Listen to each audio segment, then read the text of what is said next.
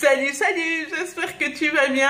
Je suis réellement désolée de ce retard pour cette vidéo, mais en fait j'avais trop de rendez-vous. Malgré tout, j'ai quand même essayé de faire une vidéo le soir dans le noir.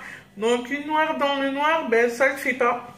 Et j'ai abandonné l'idée, malgré que j'ai allumé toutes les lumières de la maison. C'était pas bon, du coup... Ben, on va se contenter que de faire des vidéos que quand j'aurai pas de rendez-vous. Je suis désolée, voilà. C'est les aléas de la vie.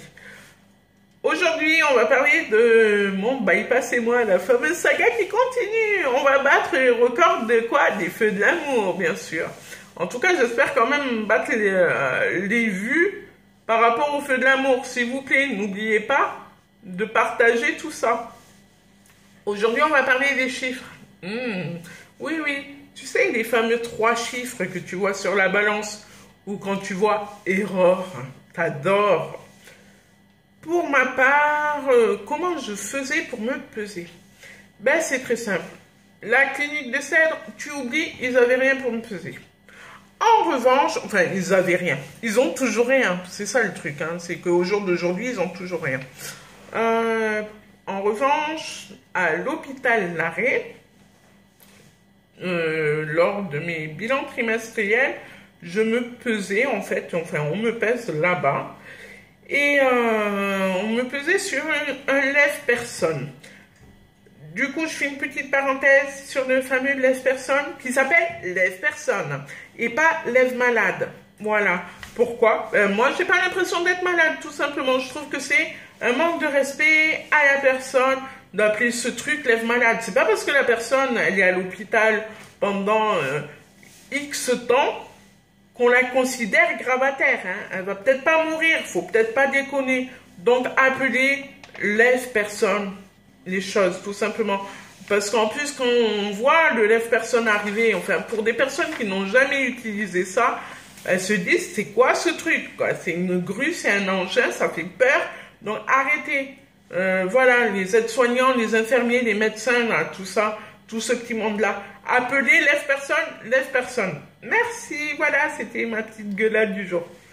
Du coup, à l'époque, on me pesait sur le lève-personne qui avait une balance inclus. On connaissait mon poids, du coup, mon poids directement. Après, ils se sont munis d'une plateforme et depuis, je me pèse sur la plateforme. Pour ça, il faut avoir le poids du fauteuil. Je sais, merci. Pour l'ancien fauteuil, le poids était 155 kg environ.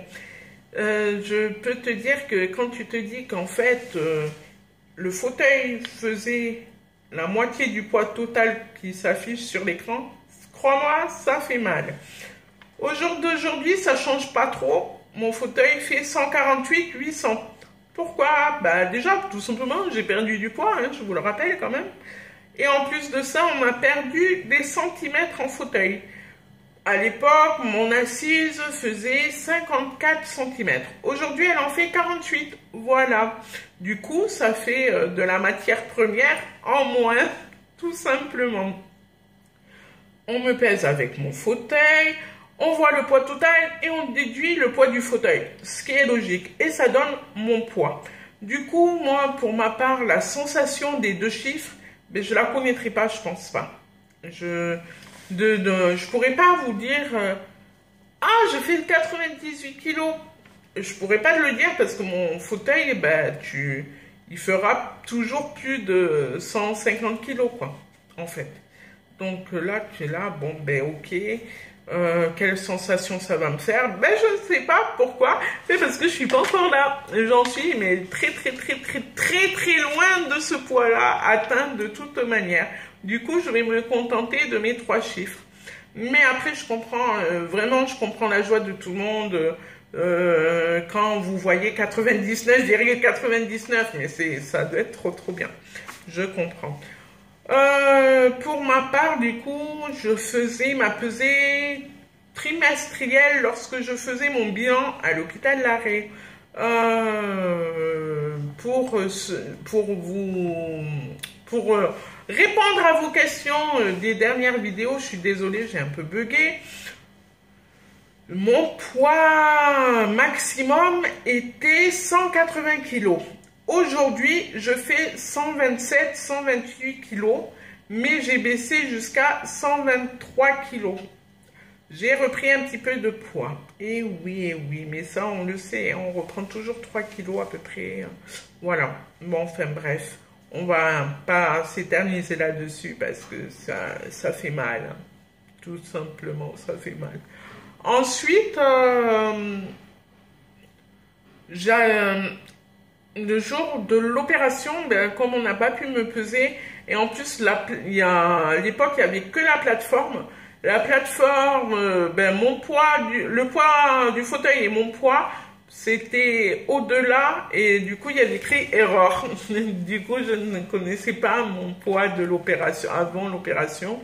Mais selon les médecins, comme ils me connaissaient assez bien et tout, ils savaient que j'avais pas mal perdu de poids à l'époque et tout ça, ils me disaient que j'étais entre 155 et 165 kilos.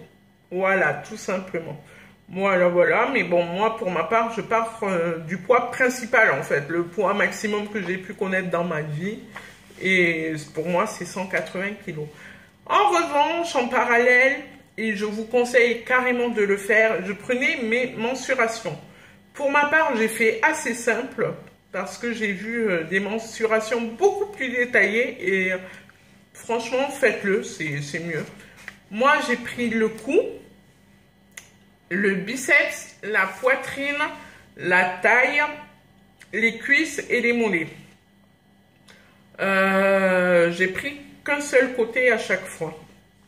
Et j'ai vu qu'il y avait des personnes qui prenaient les deux côtés. Et en fait, c'est pas plus mal parce que on n'est pas symétrique et voilà, de savoir combien tu as perdu au biceps droit et au biceps gauche, pareil pour la cuisse, c'est pas plus mal. Au moins, tu t'aperçois de qui tu es, tout simplement. J'ai pas beaucoup de, enfin j'ai beaucoup de mensurations, mais je vais pouvoir vous en donner que deux dates en tout cas, parce que j'ai perdu mon bloc-notes lors de mon déménagement. Du coup, je ne connais pas les dernières mensurations, mais alors pas du tout. En plus, j'ai arrêté assez vite de le faire. En revanche, je vais vous donner celle de 2012 et 2014 pour vous montrer un petit peu la différence tout simplement. Alors pour le cou, je faisais 98 cm. C'est énorme, hein. En fait, 100 cm, c'est même au-delà de la taille d'un bébé quand il est grand.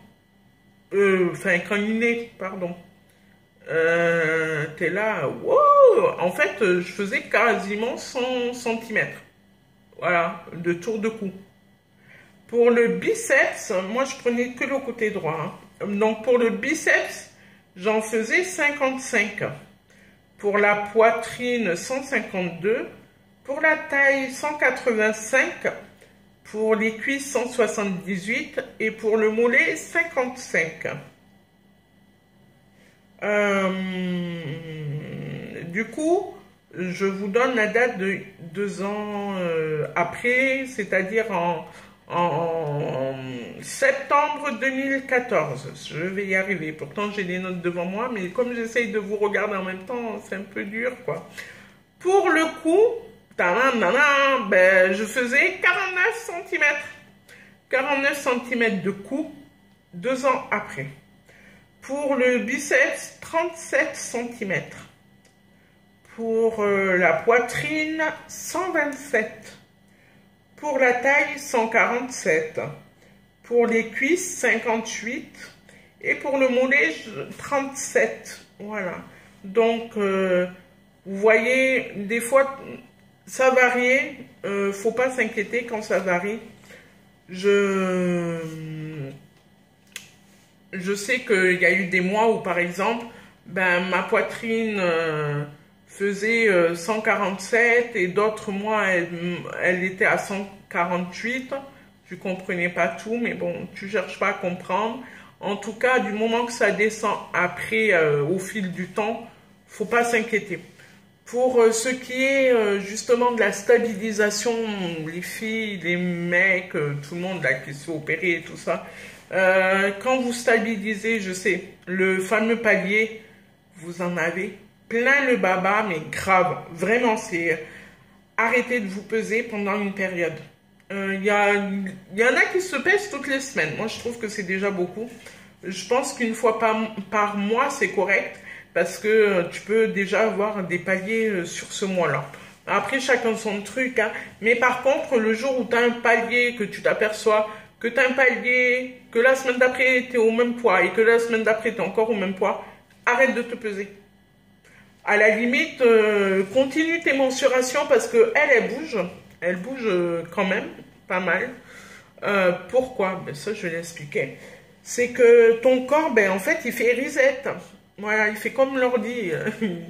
Quand il voit que tu perds grave du poids, lui, il est en panique à bord. Il se dit, mais qu'est-ce qu'elle est en train de me faire, quoi? Mais pourquoi je perds tout ça? Enfin, elle est en train de m'enlever des kilos et des kilos de graisse. Ben voilà, ton cerveau, il arrête tout, il stabilise pour que, ben en fait, pour que lui, il reprenne un petit peu ses esprits, il reprenne confiance en lui en se disant c'est bon, tout va bien, la personne que je m'occupe n'est pas malade, c'est juste qu'elle a changé son alimentation et qu'il faut l'aider et la suivre dans cette bonne direction. Du coup, après, la perte de poids recommence. Mais pareil, des fois, il a besoin de faire un reset complet.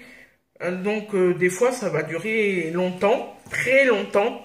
Des fois, ça va pas durer longtemps, mais il va y en avoir beaucoup dans l'année.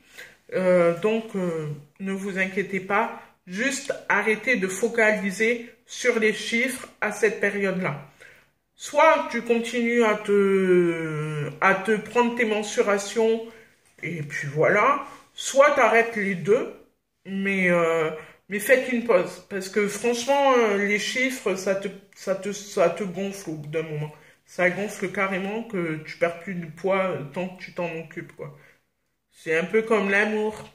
Voilà, quand tu cherches le grand amour, il vient jamais. C'est le jour où tu arrêtes de chercher qu'il vient. Pour ceux qui n'ont pas vu ma première vidéo, je cherche toujours, hein. Mais bon, ça, on s'en fout. Voilà pour les chiffres. En tout cas, perdez pas espoir, gardez confiance. Je vous rappelle un petit peu que vous allez trouver l'abonnement par ici, la vidéo par là, l'ancienne vidéo, enfin la dernière vidéo. Et surtout, partagez ma page, partagez mes vidéos, faites du buzz et gardez confiance en vous. Surtout, ne vous inquiétez pas, il y a des paliers, et bien tout va aller. T'inquiète, tranquille, on y va mollo. On perd pas tout le poids d'un coup dans sa vie. Non, c'est pas possible. Voilà, je vous embrasse fort et je vous dis à très très vite. Salut, salut!